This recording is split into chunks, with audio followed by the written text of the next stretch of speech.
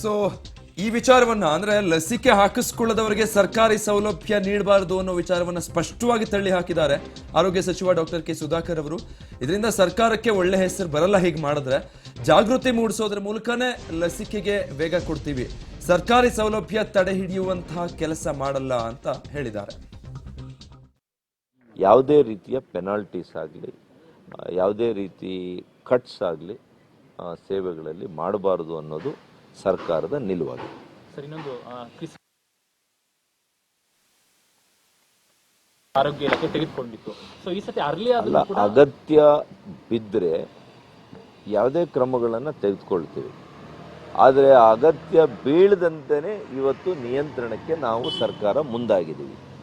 ಯಾಕೆ ಇವತ್ತಿಷ್ಟು ಬೇಗ ಜಾಗೃತಿಯನ್ನು ವಹಿಸಿದ್ದೀವಿ ಅಂತಂದರೆ, ಯಾವುದೇ ಕಾರಣಕ್ಕೂ ಈ ಒಮಿಕ್ರಾನ್ ಭಾಳ ವೇಗದಲ್ಲಿ ಹರಡುವಂಥ ಪ್ರಭೇದ ಆಗಿರೋದ್ರಿಂದ ಡೆಲ್ಟಾಗಿನ್ನ ಕೂಡ 3-4 ಪಟ್ಟು ಹೆಚ್ಚು ಅದು ಹರಡುವಂತಹ ವೇಗ ಇರೋದ್ರಿಂದ ನಾವು ಈಗಲಿಂದನೇ ಅದಕ್ಕೆ ಮುನ್ನೆಚ್ಚರಿಕೆಗಳನ್ನು ತೆಗೆದುಕೊಂಡು ಸರ್ಕಾರ ಸಿದ್ಧ ಮಾಡ್ತಾ ಇದ್ದೀವಿ. ಮುಂದಿನ ದಿನಗಳಲ್ಲಿ ಯಾವುದೇ ಅನಾಹುತ ಆಗಬಾರ್ದು, ಹೆಚ್ಚಿನ ಜನರಿಗೆ ಸೋಂಕು ಬರಬಾರ್ದು ಅನ್ನೋ ನಿಟ್ಟಿನಲ್ಲಿ ಸರ್ಕಾರ ಈ ಜಾಗೃತಿಯನ್ನು ನಾವು ಮಾಡ್ತಾ ಇದ್ದೀವಿ. ತಾವು ಹೇಳ್ತಾ ಇದ್ದೀರಾ, ಮತ್ತು ಸಿಎಂ ಅವರು ಕೂಡ ಹೇಳಿದ್ರು ಕಠಿಣ ಮಾರ್ಗಸೂಚಿಗಳನ್ನು ಜನರು ಪಾಲನೆ ಮಾಡಬೇಕು ಅಂತ. ಅಧಿಕೃತವಾಗಿ ಏನಾದರೂ ಹೊಸ ಗೈಡ್ಲೈನ್ಸ್ ಥರ ಬಿಡುಗಡೆ ಮಾಡ್ತೀರಾ ಏನು?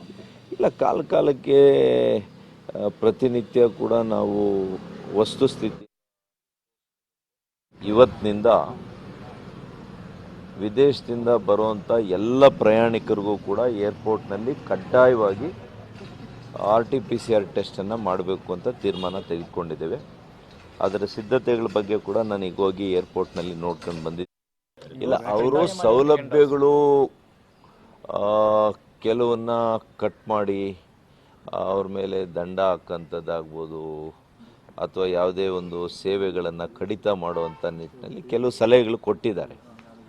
ಆದರೆ ನಾನು ಮತ್ತು ನಮ್ಮ ನಾಯಕರು ಮಾತನಾಡಿದಾಗ ನಮ್ಮ ಸರ್ಕಾರದ ನಿಲುವು ಈ ರೀತಿಯಲ್ಲಿ ದಂಡ ಹಾಕೋದ್ರಿಂದ, ಸೇವೆಗಳನ್ನು ಕಡಿತ ಮಾಡೋದ್ರಿಂದ ಅದು ಸರ್ಕಾರಕ್ಕೆ ಒಳ್ಳೆಯ ಹೆಸರು ಬರೋದಿಲ್ಲ.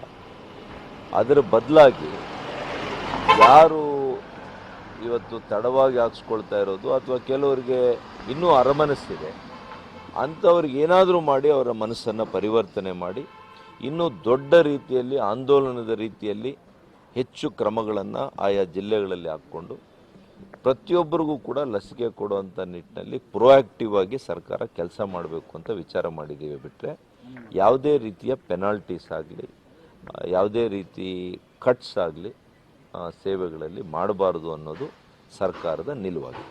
ಸರ್, ಇನ್ನೊಂದು ಅದರ ಆಧಾರದ ಮೇಲೆ ಏನು ಕಾನೂನು ಕ್ರಮ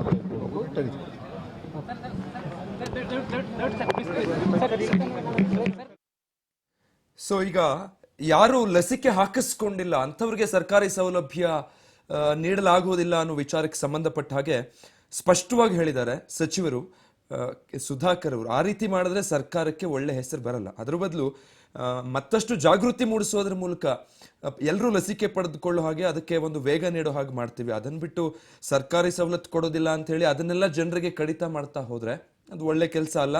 ಹಾಗೆ ಮಾಡಿದ್ರೆ ಸರ್ಕಾರಕ್ಕೂ ಕೂಡ ಒಳ್ಳೆ ಹೆಸರು ಬರೋದಿಲ್ಲ ಅಂತ ಈ ವಿಚಾರ ಏನಿತ್ತು ಅದನ್ನ ಆರೋಗ್ಯ ಸಚಿವ ಸುಧಾಕರ್ ಅವರು ಸ್ಪಷ್ಟವಾಗಿ ತಳ್ಳಿ ಹಾಕಿದ್ದಾರೆ. ತಾಂತ್ರಿಕ ಸಲಹಾ ಸಮಿತಿ ಕೂಡ ಒಂದಷ್ಟು ಶಿಫಾರಸುಗಳನ್ನು ಮಾಡಿತ್ತು. ಕಠಿಣವಾಗಿ ಲಸಿಕೆ ಹಾಕಿಸ್ಕೊಳ್ಳದವರಿಗೆ ಒಂದಷ್ಟು ಕ್ರಮಕ್ಕೆ ಮುಂದಾಗಬೇಕು, ಆಗ ಪ್ರತಿಯೊಬ್ಬರು ಕೂಡ ಲಸಿಕೆ ಹಾಕಿಸ್ಕೊಳ್ತಾರೆ ಅಂತ ಹೇಳಿ ಮತ್ತಷ್ಟು ಅಪ್ಡೇಟ್ಸ್ ಕೊಡ್ತಾರೆ ಶ್ರೀನಿವಾಸ್.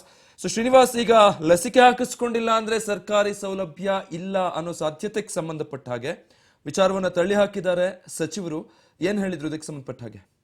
ಇದೇ ಹೌದು, ನಿನ್ನೆ ತಾಂತ್ರಿಕ ಸಲಹಾ ಸಮಿತಿಯ ಸದಸ್ಯರು ಲಸಿಕೆ ಅಭಿಯಾನವನ್ನು ಚುರುಕು ಮಾಡುವಂತ ನಿಟ್ಟಿನಲ್ಲಿ ಸರ್ಕಾರಿ ಸೌಲಭ್ಯಗಳನ್ನ ಜನರು ಪಡಿಬೇಕಾದ್ರೆ ಕಡ್ಡಾಯವಾಗಿ 2 ಡೋಸ್ ಲಸಿಕೆ ಪಡಿಬೇಕು ಅನ್ನುವಂತಹ ನಿಯಮವನ್ನ ಜಾರಿಗೆ ತನ್ನಿ ಅನ್ನುವಂತಹ ಶಿಫಾರಸನ್ನ ಮಾಡಿದ್ರು. ಆದ್ರೆ ರಾಜ್ಯ ಸರ್ಕಾರ ಇವಾಗ ಅದನ್ನ ಕಡಾಖಂಡಿತವಾಗಿ ತಿರಸ್ಕಾರ ಮಾಡಿದ್ದು. ಸ್ವತಃ ಸುಧಾಕರ್, ಸಚಿವ ಆರೋಗ್ಯ ಸಚಿವರಾದಂತಹ ಸುಧಾಕರ್ ಅವರು ಇಂತಹ ಶಿಫಾರಸನ್ನ ಸರ್ಕಾರ ಒಪ್ಲಿಕ್ಕೆ ರೆಡಿ ಇಲ್ಲ, ಒಂದ್ ವೇಳೆ ಇಂತಹ ಶಿಫಾರಸನ್ನ ಜಾರಿ ಮಾಡಿದ್ರೆ ಸರ್ಕಾರಕ್ಕೆ ಕೆಟ್ಟ ಹೆಸರು ಬರುತ್ತೆ ಅನ್ನುವಂತ ಮಾತುಗಳನ್ನ ಹೇಳಿದ್ದಾರೆ. ಅದರ ಜೊತೆಗೆ ನಾವು ದಂಡವನ್ನ ಹಾಕೋದಿಲ್ಲ ಸರ್ಕಾರದ ಜೊತೆಯಿಂದ, ಆದ್ರೆ ಜನರಿಗೆ ಮತ್ತಷ್ಟು ಜಾಗೃತಿಯನ್ನ ಮೂಡಿಸಿ ಲಸಿಕೆ ನೀಡುವಂತಹ ಕೆಲಸವನ್ನ ನಾವು ಮಾಡ್ತೀವಿ, ಜಾಗೃತಿ ಮೂಡಿಸಿ ಅವರನ್ನ ಜನರ ಮನವೊಲಿಸಿ ನಾವು ಲಸಿಕೆಯನ್ನ ಕೊಡ್ತೀವಿ ಅನ್ನುವಂತ ಮಾತುಗಳನ್ನ ಈಗ ಸಚಿವರು ಸ್ಪಷ್ಟಪಡಿಸುವಂತದ್ದು. ಹಾಗಾಗಿ ಏನು ಯಾವ್ದಾದ್ರು ಒಂದು Okay. ನಿಯಮ ಬರ್ಬೋದಾ ಅನ್ನುವಂತ ಆತಂಕ ಇತ್ತು, ಅದು ಇವಾಗ ನಿವಾರಣೆ ಆಗಿದೆ ಅಂತ ಹೇಳ್ಬೋದು Vijay. Okay, thank you Srinivas ಮಾಹಿತಿಗಾಗಿ.